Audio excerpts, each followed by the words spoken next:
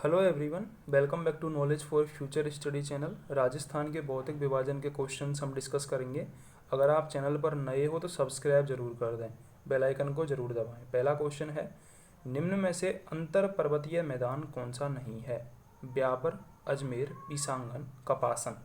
तो कपासन इनमें से अंतर पर्वतीय मैदान नहीं है। डी ऑप्शन कपासन करेक्ट हो जाएगा। जैसमंद झील के पश्चिम में स्थित पठार है, तो पश्चिम में स्थित पठार का नाम है भोमट का पठार। और यदि पूरब पूछ लेता आपसे तो पूरब में स्थित पठार है लसाड़िया का पठार। ठीक है, दोनों आपको याद रखने हैं, अच्छा क्वेश्चन है ये। जैसमंद झील के पश्चिम में भोमट का पठार है और जैसमंद झील के पूर्व में है लसाड़िया का पठार। राजस्थान के प्रमुख भौतिक विभागों को कितने भागों में बांट सकते हैं? तो 4 भागों में बांट सकते हैं। पूर्वी बेसिन मैदान का भाग कौन सा नहीं है? तो पूर्वी बेसिन मैदान का भाग लूनी बेसिन नहीं है, क्योंकि लूनी नदी पश्चिम में बहती है, ये पश्चिम का भाग है। और लूनी नदी बेसिन को गौड़वाड़ प्रदेश भी कहा जाता है, गौड़वाड़ प्रदेश भी कहा जाता है। तो लूनी नदी पश्चिम में है, पूर्व में नहीं है, इसलिए लूनी करेक्ट आंसर हो जाएगा। सापेक्षिक दृष्टि से राजस्थान के किस भू आकृतिक प्रदेश का भाग अस्पष्ट अधः प्रवाह क्षेत्र है? तो करेक्ट आंसर है इसका दक्षिण पूर्वी भाग। ठीक है, ये अस्पष्ट अधः प्रवाह क्षेत्र है। अरावली पर्वतमालाओं की सुदूर दक्षिणी जड़ कहाँ से प्रारंभ होती है? वह है अरब सागर तल से प्राप्त होती है सुदूर दक्षिणी जड़। सीफ क्या है? तो सीफ एक अनुदैर्घ्य बालू का स्तूप है। सीफ एक अनुदैर्घ्य बालू का स्तूप है सीप। ठीक है, ये आपको याद रखना है। बालू का स्तूपों का प्रकार इनमें से कौन सा नहीं है? तो जोजरी ये बालू का स्तूपों का प्रकार नहीं है। बरखान, नदी रेखीय, इंसलवर्ग ये बालू का स्तूपों के प्रकार हैं। अरावली पर्वत श्रृंखला विश्व का प्राचीनतम बलित अवशिष्ट श्रृंखला है, जो कि प्री कैम्ब्रियन कल्प में निर्मित हुआ था। यह पर्वतमाला गुजरात के खेड़ब्रह्म पालनपुर से लेकर दिल्ली में रायसीना हिल्स तक कुल 692 किलोमीटर तक दक्षिण पश्चिम से उत्तर पूर्व की दिशा में ये विस्तृत है। ठीक है, यह पर्वत श्रृंखला राज्य को 2 भागों में विभाजित करती है। एक क्वेश्चन आया था कि ये कितनी लंबी है पर्वतमाला, तो 692 किलोमीटर लंबी है, ये आपको याद रखना है। इसकी लंबाई राजस्थान में 550 किलोमीटर है। ये क्वेश्चन काफ़ी बार पूछा गया, लोग गलत करके आते हैं इसको। ठीक है, तो कुल लंबाई तो 692 किलोमीटर है, लेकिन 550 किलोमीटर राजस्थान में इसकी लंबाई। और औसत ऊंचाई कितनी है? औसत ऊंचाई इसकी 930 मीटर है। औसत ऊंचाई 930 मीटर है। अरावली पर्वतमाला राज्य में लगभग 9.3% क्षेत्रफल पर फैली हुई है। 10% जनसंख्या यहाँ पर निवास करती है। अरावली पर्वतमाला भूगर्भिक संरचना के रूप में दिल्ली सुपर ग्रुप की चट्टानें क्वार्ट्ज तथा अरावली सुपर ग्रुप चट्टानें ग्रेनाइट नीच से निर्मित हैं। अरावली पर्वतमाला का भौगोलिक आंचल राज्य में सबसे ऊंचा है। ये क्वेश्चन कांस्टेबल 2018 में पूछा गया था।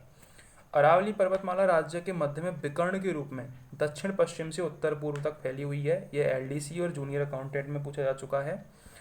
इसका दक्षिण पश्चिमी भाग ऊंचा एवं चौड़ाई जो उत्तर पूर्व की ओर कम होता जाता है। जो चौड़ाई है वो उत्तर पूर्व की ओर कम होती जाती है, इसकी दक्षिण पश्चिम भाग में ज़्यादा है। ठीक है, भय भूमि जिसमें कुओं, नहरों, तालाबों, नदियों आदि साधनों के माध्यम से सिंचाई संभव होती है वह कहलाती है।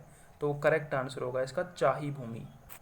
चाही भूमि, भय भूमि जिसमें कुओं, नहरों, तालाबों, नदियों के माध्यम से सिंचाई संभव होती है। अब हम एक एक करके देखते हैं। बीड़ भूमि जहाँ पर नदी नालों के पास होती है उसे बीड़ भूमि कहा जाता है। माल भूमि, काली उपजाऊ भूमि को माल भूमि कहा जाता है। हकत बकत जो जोती जाने वाली भूमि है। पीवल भूमि, तालाब एवं कुओं द्वारा सिंचित भूमि। तलाई भूमि, तालाब के पेटे में जिसमें बिना सिंचाई फसल होती है। मगरा भूमि, पहाड़ी क्षेत्र की भूमि में। बारानी भूमि जिस पर सिंचाई की सुविधा उपलब्ध नहीं होती है। चारागाह चरणोत, यह भूमि पशुओं के चारा उगाने के लिए होती है। ठीक है,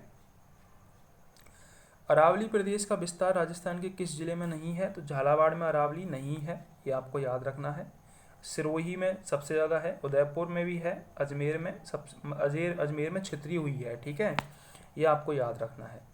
मरुस्तरीय क्षेत्र में विशिष्ट लवण झीलों को स्थानीय भाषा में क्या कहा जाता है? तो मरुस्तरीय क्षेत्र में विशिष्ट लवण झीलों को डांड कहा जाता है। अब चोटियों के नाम दे रखे हैं। सेर चोटी सेकंड नंबर की है, सिरोही में स्थित है। जयगढ़ जयपुर में है, आपको पता होगा। जयगढ़ दुर्ग भी है। रघुनाथगढ़ सीकर में है और कुंभलगढ़ राजसमंद में है। ठीक है।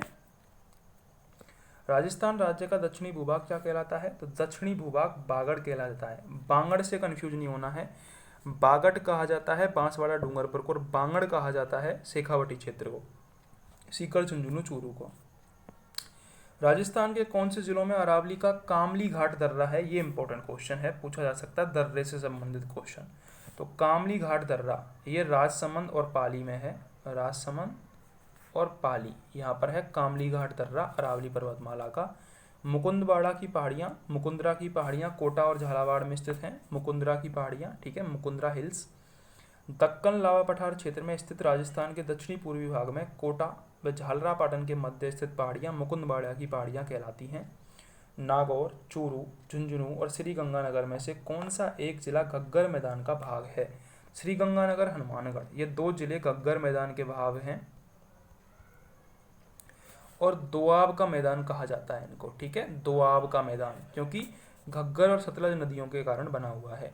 केवड़ा की नाल किस जिले में है? इंपॉर्टेंट क्वेश्चन है, उदयपुर में है केवड़ा की नाल। पाली, सिरोही, नागौर एवं सीकर में कौन सा एक जिला राजस्थान के उत्तरी पश्चिमी भाग के रेगिस्तानी क्षेत्रों में शामिल नहीं है? तो इनमें से सिरोही रेगिस्तान में नहीं आता है। पाली, नागौर और सीकर ये रेगिस्तान में आते हैं। ठीक है। थार मरुभूमि भारत और पाकिस्तान दोनों सीमाओं में व्याप्त है। थार शब्द का अर्थ है मरुभूमि। ठीक है, थार का अर्थ है मरुभूमि।